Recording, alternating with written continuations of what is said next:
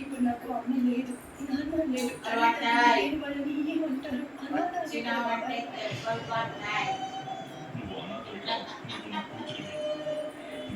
మోక్షిత దగ్గర అంత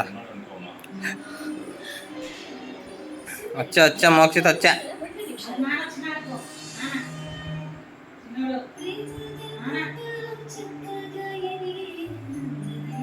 ఎట్లా చూస్తున్నాడమ్మా?